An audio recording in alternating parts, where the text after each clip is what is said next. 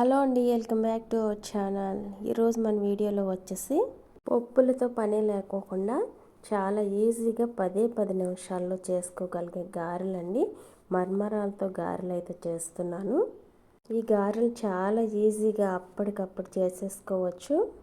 చాలా టేస్టీగా అయితే ఉంటాయి. ముందుగా ప్రాసెస్లోకి అయితే వెళ్ళిపోదాం. ఒక బౌల్ అయితే తీసుకుని దాంట్లోకి 4 కప్పుల వరకు మరమరాలు అయితే వేస్తున్నాను. బురుగులండి. 4 కప్పులు మరమరాలు వేసినప్పటికీ ఇవి నానేసరికి పిండి అనేది ఎంత అవుతుంది.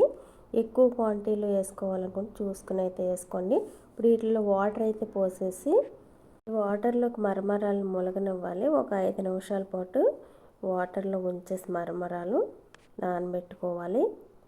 5 నిమిషాల లోపు ఈ మరమరాలు మెత్తగా అయితే నానిపోతాయండి. ఇవి నానిన తర్వాత అయితే చూద్దాం. చూడండి, ఈ విధంగా అయితే నానిపోయాయి. ఇప్పుడు మరొక బౌల్ అయితే తీసుకుని ఈ మరమరాలను వాటర్ లేకుండా పిండేసి బౌల్లోకి అయితే వేసుకోవాలి. వాటర్ అనేది అసలు రాకుండా అయితే పిండుకుని అయితే వేసుకోండి.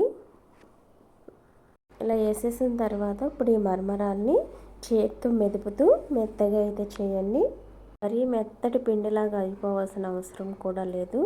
చూడండి, ఈ విధంగా చేస్తే సరిపోతుంది. ఇప్పుడు ఇందులోకి ఒక అరకప్పు వరకు బియ్యం పిండి అయితే వేస్తున్నాను. అదే కప్పుతో పావు కప్పు వరకు శనగపిండి అయితే వేసుకోవాలి. మీకు ఇష్టం లేకుంటే స్కిప్ చేసేయండి. ఇప్పుడు మీ టేస్ట్కి తగ్గట్టుగా సాల్ట్ కూడా వేసుకుని ఈ పిండిలు ఈ మరమరాల పిండి కలిసేట్టుగా ఒకసారి వాటర్ పోయికోకుండా కలిపేయండి. మరీ గట్టిగా ఉందనుకుంటే కొంచెం వాటర్ అయితే పోసుకోండి. మరీ ఎక్కువ వాటర్ పోసేస్తే లూజ్ అయిపోతుంది. కొద్దిగా పోసుకుని గారెలు వేసుకోవడానికి పర్ఫెక్ట్ కన్సిస్టెన్సీ వచ్చేదాకా కలపండి. ఈ విధంగా అయితే ఇప్పుడు ఇందులోకి కొద్దిగా సన్నగా తరిగిన ఉల్లిపాయ ముక్కలు, పచ్చిమిర్చి ముక్కలు, అలాగే సన్నగా తరిగిన కొద్దిగా కొత్తిమీర కూడా వేసుకోవాలి. మీరు కావాలంటే కొంచెం అల్లం ముక్కలు సన్నగా తరిగి కూడా వేసుకోవచ్చు.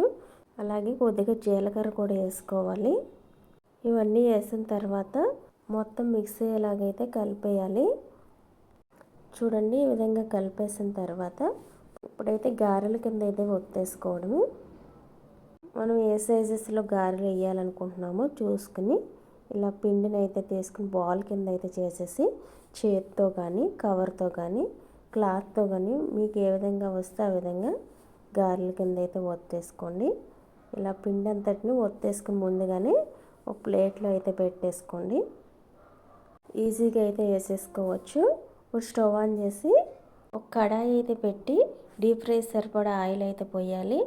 ఆయిల్ బాగా హీట్ అయిన తర్వాత ఫ్లేమ్ మీడియంలోకి అయితే పెట్టేసుకుని ఆయిల్ సరిపడా గారెలను అయితే వేసేసుకోవాలి.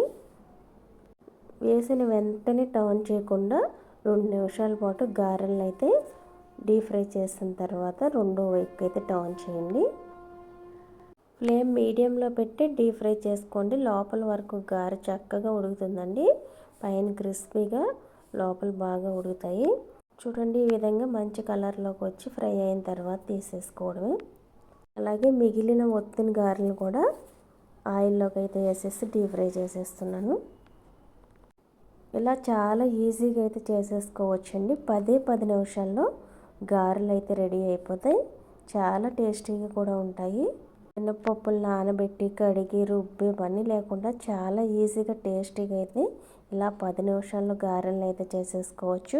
పిల్లల నుంచి పెద్దల వరకు అందరూ చాలా ఇష్టంగా అయితే తింటారు. అంత టేస్టీగా అయితే ఉంటాయి. వీటిలో కావాలంటే చట్నీ చేసుకోవచ్చు. చేసుకోకపోయినా సరే చాలా బాగున్నాయి తినడానికి.